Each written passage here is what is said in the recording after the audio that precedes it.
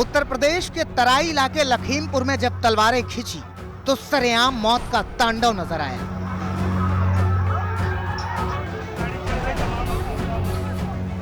साथियों की मौत पर किसान भड़क गए और देखते ही देखते लखीमपुर का तिकुनिया इलाका धधक उठा।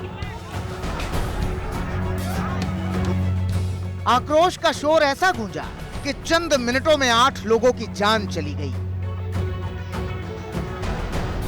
जिस तरह से पूरे इलाके को हिंसा ने अपनी चपेट में लिया, लगा कि लखीमपुर से उठी आग की लपटें इतनी जल्दी शांत होने वाली नहीं।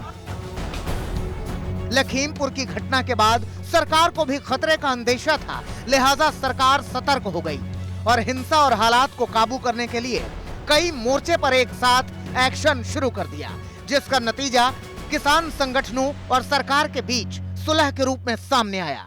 एक जांच इस पूरे प्रकरण की हाई कोर्ट के वरिष्ठ रिटायर्ड जज के द्वारा कराई जाएगी और जो भी मृतक हैं उनको 45 लाख रुपए का प्रति व्यक्ति मुआवजा सरकार के द्वारा दिया जाएगा और घायलों को 10 लाख रुपए का अनुदान शासन के द्वारा दिया जाएगा।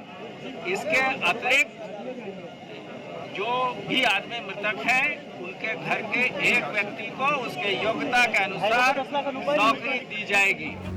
तिकुनिया इलाके में भारी पुलिस फोर्स पहले से ही तैनात थी, लेकिन डर था विपक्ष के विरोध प्रदर्शन का, जिससे हिंसा फिर से भड़कने की आशंका थी। खतरे को भांपते हुए प्रशासन ने न तो किसी विपक्षी नेता को लखीमपुर तक पहुंचने दिया, न वहां किसी तरह के प्रदर्शन की इजाजत दी। आला अधिकारी मौके पर रवाना हुए और बातचीत के जरिए बीच का रास्ता निकालने की कोशिश हुई। सरकार के सामने इस चुनौती से निपटने में किसान नेता राकेश टिकैत सरकार का सबसे बड़ा सहारा बन गए। उनके खिलाफ FIR हुई है और बापू बेटा दोनों उसमें दर्ज है। उनकी गिरफ्तारी भी होगी। 45 लाख का मुआवजा जो मृतक है उसकी जांच जो अधिकारी होंगे लीगल सेल से उसकी जांच होगी। कोई भी रिटायर्ड जज उसकी जांच करेगा और उनको सरकारी नौकरी, ये सारी चीजें तय हो गई है। किसानों की भारी नाराजगी को देखते हुए ऐसा लग रहा था कि सरकार के लिए किसानों को मनाना बेहद मुश्किल होगा, लेकिन राकेश टिकैत को वहां जाने देना सरकार के लिए बड़ी राहत साबित हुआ। टिकैत ने आंदोलनकारी किसानों को समझाया, ये समाप्त होगा ये वाला प्रकरण और इनको 8-10 दिन का टाइम इनका रहेगा कि गिरफ्तारी करते हैं नहीं करते हैं, क्या रहेगा। जब यहाँ भोग में आएंगे तो अगली रणनीति फिर उसके बाद में बनेगी। जिस तरह से लखीमपुर में आंदोलन के दौरान 4 किसानों की मौत हुई, किसानों के क्रोध की ज्वाला भड़की, योगी सरकार ने उस पर 24 घंटे के भीतर ही काबू पा लिया। इसके पीछे सरकार का वो भरोसा भी काम आया जिसमें किसी दोषी को न बख्शने की बात कही गई है।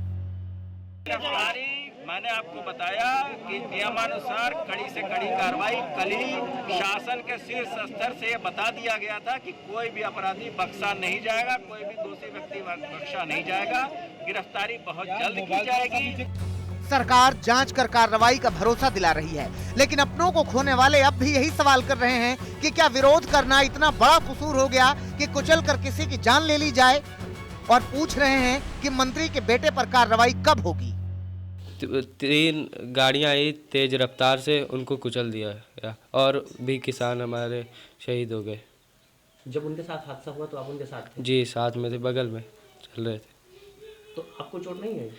थोड़ी ठोकर लगी तो साइड में हो गए, पापा को कुचल दिया। हमें इंसाफ मिलना चाहिए, उनको सजा होनी चाहिए। वहीं गृह राज्य मंत्री अजय मिश्रा बार बार ये सफाई दे रहे हैं कि उनका बेटा ना तो मौके पर मौजूद था और ना ही उसका इस घटना से कोई वास्ता है। जब हमारे कार्यकर्ता हमारे लोगों को रिसीव करने के लिए जा रहे थे उप मुख्यमंत्री जी को, उसी दौरान उन किसानों के बीच में छुपे हुए कुछ उपद्रवी तत्वों ने इस तरह से पत्थरबाजी की, जिसके कारण वहाँ पर वो गाड़ियाँ रुक गईं और गाड़ियों से फिर निकाल करके कार्यकर्ताओं को हमारे लाठी डंडों और तलवारों से पीट करके उनकी हत्या की गई। गाड़ियों को सड़क से खाई में धकेल करके वहाँ पर उसको जलाया गया और भी दूसरी गाड़ियाँ जलाई गई, दूसरी गाड़ी में तोड़ फोड़ हुई।